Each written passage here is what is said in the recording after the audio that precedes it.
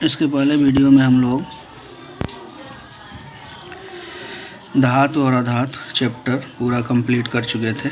अब इस वीडियो में हम इसके अभ्यास के जो प्रश्न हैं उसको हम सॉल्व करेंगे और हमारा चैप्टर समाप्त हो जाएगा। इसको आप अपने बुक से ही मैच कराइएगा, हम भी बुक से ही सॉल्व करा रहे हैं, तो बुक सामने रख कर के पढ़िएगा। तो इसमें सबसे पहला क्वेश्चन है, निम्न में से कौन सा युगल विस्थापन अभिक्रिया प्रदर्शित करता है। पहला है NaCl विलयन एवं कॉपर धातु। इसमें दो धातुओं पर आप ध्यान देंगे, एक है सोडियम और एक है कॉपर। हम जानते हैं कि अगर किसी भी धातु का स्थान विद्युत रासायनिक श्रेणी में कोई दूसरा धातु है उससे ऊपर है तो वह धातु अपने से नीचे वाले धातु के लवण के विलयन से धातु को विस्थापित कर देती है। मतलब अधिक सक्रिय धातु कम सक्रिय धातु के लवण के विलयन से उस धातु को विस्थापित कर देती है। इस क्वेश्चन को आपको सॉल्व करने के लिए सक्रियता श्रेणी याद होनी चाहिए। तो हम यहाँ पे दो धातुओं की तुलना करते हैं, एक है सोडियम एक है कॉपर। तो अगर सक्रियता श्रेणी हम देखें तो अधिक सक्रिय सोडियम है, इसलिए सोडियम क्लोराइड से कॉपर सोडियम क्लोराइड से सोडियम को विस्थापित नहीं कर पाएगा। एक है मैग्नीशियम क्लोराइड विलयन से एल्युमिनियम धातु। एल्युमिनियम की सक्रियता मैग्नीशियम से कम है, इसलिए मैग्नीशियम क्लोराइड से एल्युमिनियम मैग्नीशियम को विस्थापित नहीं कर पाएगा। FeSO4 विलयन एवं सिल्वर धातु। फेरस और सिल्वर की अगर सक्रियता की तुलना करें तो फेरस अधिक सक्रिय है सिल्वर की तुलना में, इसलिए सिल्वर फेरस सल्फेट से फेरिक Fe को विस्थापित नहीं कर पाएगा। अगला AgNO3 विलयन कॉपर धातु, बहुत ही इंपॉर्टेंट रिएक्शन भी है ये। तो सिल्वर जो है कॉपर से कम सक्रिय धातु है, इसलिए कॉपर सिल्वर नाइट्रेट से सिल्वर को विस्थापित कर देगा। तो हमारा आंसर हो जाएगा फर्स्ट का D। क्लियर। फिर उसके बाद है सेकंड क्वेश्चन, लोहे के फ्राइंग पैन को जंग से बचाने के लिए निम्न में से कौन सी विधि उपयुक्त है। तो सबसे पहले देखिए NCERT के क्वेश्चन होते हैं, बहुत ही मतलब कॉम्प्लिकेटेड और अजीब टाइप के क्वेश्चन बनाते हैं। लोहे की फ्राइंग पैन, अब आपको जानते हैं कि लोहे को जंग से बचाने के लिए हम पेंट लगाते हैं, ग्रीस लगाते हैं या संलेपन करते हैं, लेकिन लोहे की फ्राइंग पैन का आपका काम क्या है, उसमें खाना आप बनाएंगे या कुछ भी बनाएं, मतलब कुछ भी कोई खाने वाली चीज़ पकाएंगे उसमें। इसलिए ये तीनों जो ऑप्शन दिया हुआ है, लिखा है कि लोहे के फ्राइंग पैन को जंग से बचाने के लिए निम्न में से कौन सी विधि उपयुक्त है। ग्रीस लगाकर, पेंट लगाकर, जिंक की परत चढ़ाकर, ऊपर के सभी। अब देख के हमको क्या लगेगा, ग्रीस भी लगाते हैं तो हम बचा सकते हैं जंग से, पेंट भी लगा दे तब भी जंग से बच जाएगा, जिंक की परत चढ़ाएंगे मतलब गैल्वेनीकरण द्वारा भी बचाया जा सकता है। ऊपर के सभी विधियाँ मतलब लोहे को जंग से बचाने के लिए प्रयोग की जाती हैं, लेकिन फ्राइंग पैन है उसमें हम कोई ना कोई खाने वाली चीज़ पकाते हैं, इसलिए हमारा ऑप्शन इसमें सिर्फ जिंक की परत चढ़ाकर होगा। ये हमारा आंसर सही होगा। पेंट लगा देंगे फिर उसमें खाना आप नहीं बना पाओगे, कुछ भी नहीं पका पाओगे। ग्रीस लगा दोगे तो सवाल ही नहीं है, खा ही नहीं पाओगे, इसलिए हमारा ऑप्शन क्या होगा C। अगला क्वेश्चन है, कोई धातु ऑक्सीजन के साथ अभिक्रिया करके उच्च गलनांक वाला यौगिक निर्मित करती है, यह यौगिक जल में विलेय है, यह तत्व क्या हो सकता है।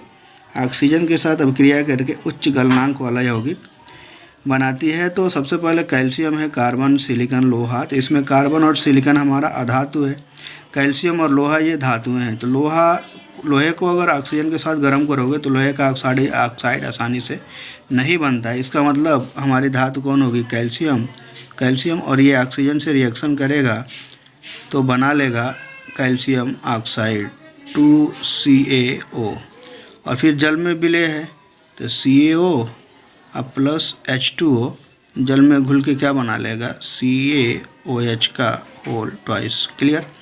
तो रिएक्शन ये होगा इसका, और ये आंसर हमारा फर्स्ट होगा कैल्शियम। क्लियर।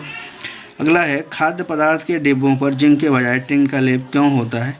टिन की अपेक्षा जिंक महंगा है, कोई ऑप्शन सही नहीं होगा। टिन की अपेक्षा जिंक का गलनांक अधिक है, ये भी नहीं। टिन की अपेक्षा जिंक अधिक क्रियाशील है, टिन की अपेक्षा जिंक कम क्रियाशील है, तो ये हमारा ये रिएक्शन ये होगा, टिन की अपेक्षा जिंक अधिक अभिक्रियाशील है, ये ऑप्शन हो जाएगा। ठीक है, 4 क्वेश्चन हो गए।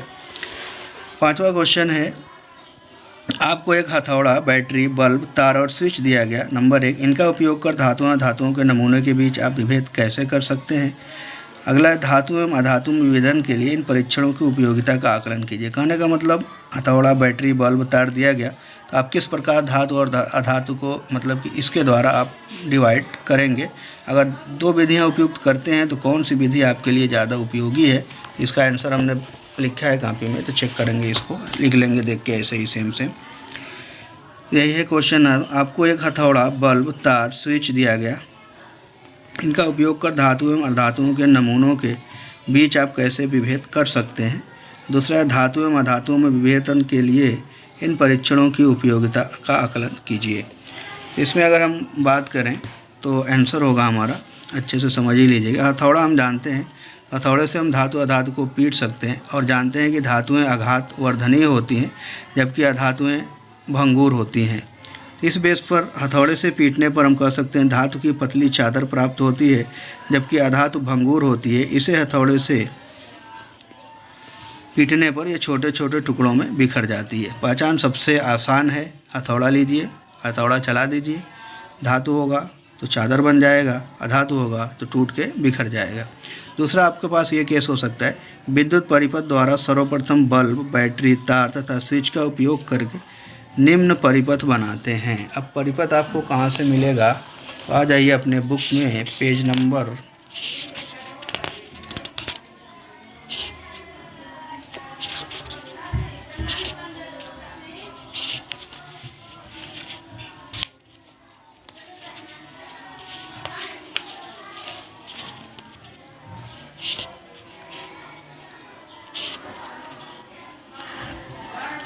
3 ये वाला बनाएंगे 3.2, एकदम याद रख लीजिए, ये फिगर बनाना है आपको 3.2।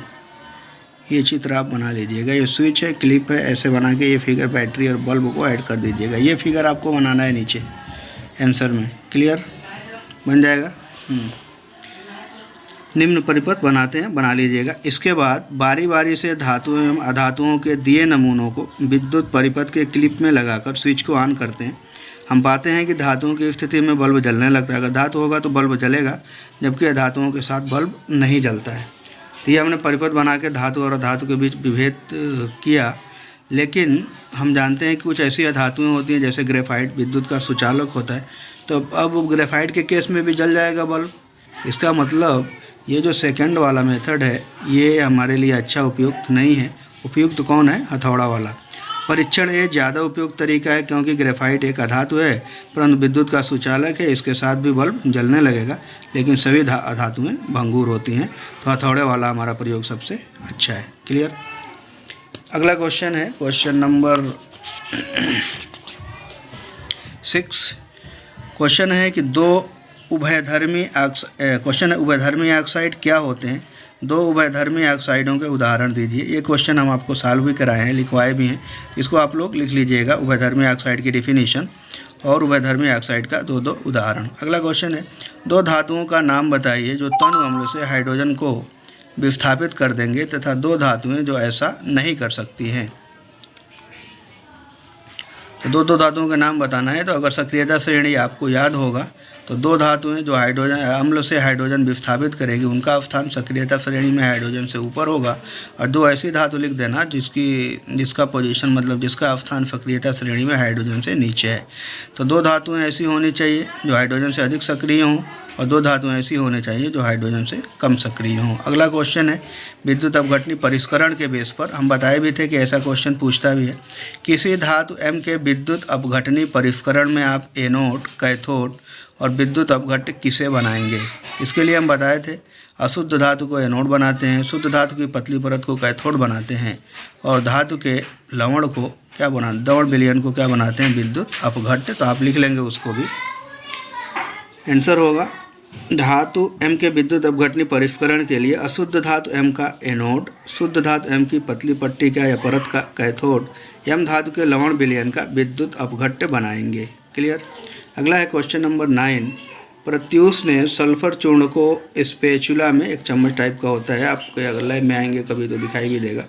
प्रत्यूष ने सल्फर चूर्ण को स्पैचुला में लेकर उसे गर्म किया चित्र के अनुसार एक परखनली को उल्टा करके उसे उत्सर्जित गैस को एकत्र किया। क्वेश्चन पूछ रहा है गैस की क्रिया क्या होगी।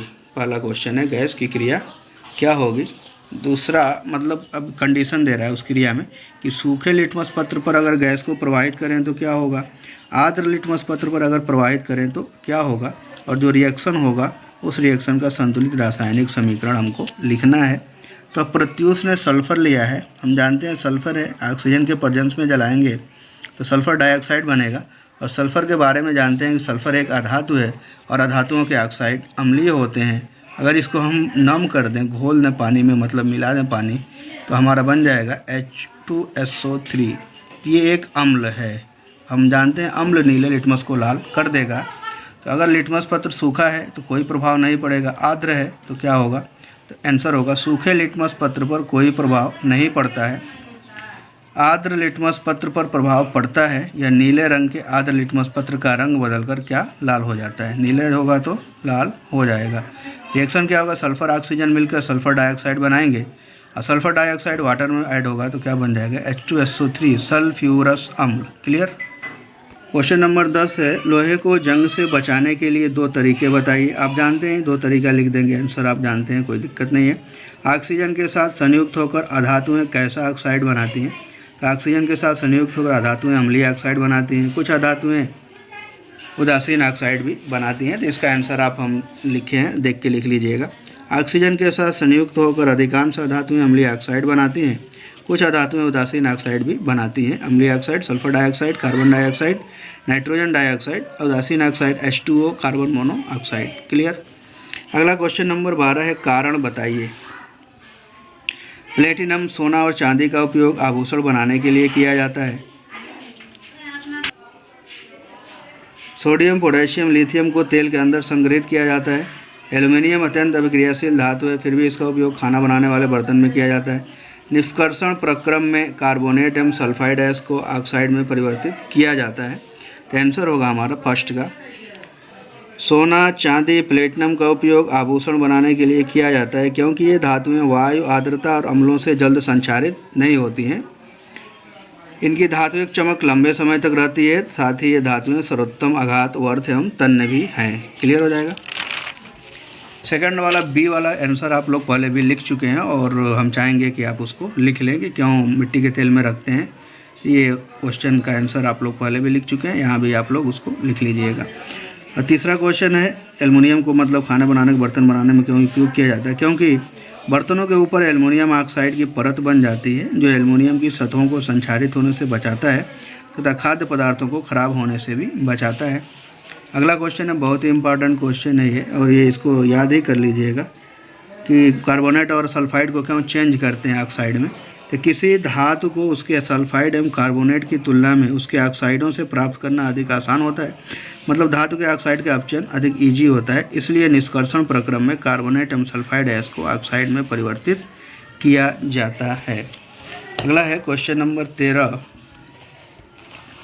आपने तांबे के मलिन बर्तन को नींबू या इमली के रस से साफ करते हुए अवश्य देखा होगा। यह खट्टे पदार्थ बर्तन को साफ करने में क्यों प्रभावी हैं। तो हम जानते हैं कि तांबे के ऊपर, तांबे के बारे में हम तांबे जंग के बारे में पढ़ चुके हैं कि तांबे के ऊपर आर्द्र वायु तथा कार्बन डाइऑक्साइड के कारण तांबे के ऊपर आर्द्र वायु तथा कार्बन डाइऑक्साइड के कारण कॉपर कार्बोनेट की एक हरी परत बन जाती है जो क्षारकीय प्रकृति की होती है। बताया था कि क्षारकीय कॉपर कार्बोनेट बनने के कारण ही मतलब कि तांबे का कलर हरा हो जाता है। जब इसे इमली या नींबू के रस से साफ़ करते हैं जिसमें मौजूद अम्ल क्षारक को उदासीन कर देता है और बर्तन साफ़ हो जाता है। क्लियर। जैसे कॉपर कार्बोनेट खट्टे पदार्थों में अम्ल होता है, सिट्रिक अम्ल बन जाएगा कॉपर सिट्रेट, कार्बन डाइऑक्साइड और वाटर बाहर हो जाता है। अगला क्वेश्चन है क्वेश्चन नंबर 15। बहुत इंपॉर्टेंट क्वेश्चन है, लंबा क्वेश्चन इसलिए हम लिख नहीं रहे हैं, क्वेश्चन बुक से ही दिखा रहे हैं। एक व्यक्ति प्रत्येक घर में सुनार बनकर जाता है, उसने पुराने मलिन सोने के आभूषणों में से पहले जैसे चमक पैदा करने का ढोंग रचाया। कोई संदेह किए बिना ही एक महिला अपने सोने के कंगन उसे देती है, उसे वह एक विशेष विलयन में डाल देता है। कंगन नए तरह चमकने लगते हैं लेकिन उसका वजन अत्यंत कम हो जाता है। वो महिला बहुत दुखी होती है तथा तर्क वितर्क के पश्चात उस व्यक्ति को झुकना पड़ता है। एक जासूस की तरह क्या आप उस विलयन की प्रकृति के बारे में बता सकते हैं। तो आप पढ़े हैं कि सोने का आभूषण है और सोना सिर्फ किसमें, एक्वा रेजिया मतलब अम्ल राज में ही घुलता है।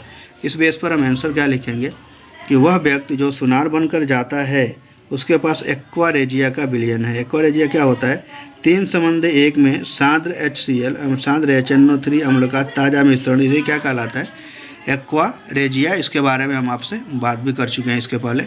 इसमें सोने को गलाने की क्षमता होती है जिसके कारण कंगन चमकने लगते हैं लेकिन उनका वजन कम हो जाता है। और लास्ट क्वेश्चन है आपका कि गर्म जल का टैंक बनाने में तांबे का उपयोग होता है परंतु इस्पात यानी लोहे की मिश्र धातु का नहीं, इसका कारण बताइए। हम जानते हैं कि अच्छा चालक होता है कापर, क्योंकि कापर उष्मा का सुचालक, आंसर होगा कापर उष्मा का सुचालक होता है, जबकि इस्पात जो लोहे की एक मिश्र धातु है उष्मा का अच्छा चालक नहीं होता है। साथ ही कापर जल से अभिक्रिया नहीं करता है जबकि इस्पात में जल से अभिक्रिया होती है और जंग लग जाता है। ये क्वेश्चन नंबर 16 क्वेश्चन थे। 16 क्वेश्चन का हमने आंसर आपसे बता दिया। सारे क्वेश्चन का आंसर अच्छे से आप लिख करके, ये 16 क्वेश्चन है, 16 क्वेश्चन आपका कंप्लीट हो चुका है। तो इसमें जो क्वेश्चन हम कहें अपने मन से लिखने के लिए उसको भी आप लोग लिख लेंगे, लिख करके एक बार चेक करा लीजिएगा। तो 3 चैप्टर आपका केमिस्ट्री कंप्लीट हो गया। इसके बाद अगला चैप्टर है कार्बनिक रसायन या कार्बन के यौगिक, पता नहीं क्या नाम है चैप्टर का, कार्बन एवं उसके यौगिक अगला चैप्टर है। और सिर्फ एक ही चैप्टर है, वह सिर्फ उसी चैप्टर से 10 नंबर के क्वेश्चन आपके एग्ज़ाम में आते हैं। केमिस्ट्री से टोटल 20 नंबर का क्वेश्चन आपको सॉल्व करना होता है, इसमें से 10 नंबर का क्वेश्चन सिर्फ कार्बन और उसके यौगिक इसी चैप्टर से पूछता है। तो सिर्फ 2 ही चैप्टर बचा हुआ है। तो हम चाहेंगे कि जितने भी NCERT के क्वेश्चंस आपके मतलब कि बुक में है तीनों चैप्टर से, उसको भी सॉल्व कर लीजिएगा। और उसको सॉल्व करने के बाद एक और चीज़ है कि अगर हम साल पेपर मार्केट में आ गया हो या साल पेपर ही हो, मतलब पिछले साल के क्वेश्चन हो अगर उसमें, तो उस क्वेश्चन को भी आप लोग, अगर इस चैप्टर से तीनों से संबंधित अगर क्वेश्चन है तो उस क्वेश्चन को भी आप सॉल्व करिए। नहीं समझ में आ रहा है तो क्वेश्चन को पूछिए, लेकिन अच्छे से वीडियो को ध्यान से 1 बार 2 बार देख करके पढ़ लीजिए। पूरी उम्मीद है अच्छे से तैयारी हो जाएगी केमिस्ट्री के लिए, आपको बिल्कुल दिक्कत नहीं होगी और परेशान होने की तो बिल्कुल ज़रूरत ही नहीं है। इसलिए केमिस्ट्री 20 है तो 20 में 20 ही मिलेगा, 20 से 19 नहीं होने देंगे। ये मतलब कि अगर थोड़ा सा आप लोग सीरियस होकर पढ़ाई करेंगे तो पूरी उम्मीद है 20 में 20 मिलेगा। तो अच्छे से पढ़ाई करिए। Thank you.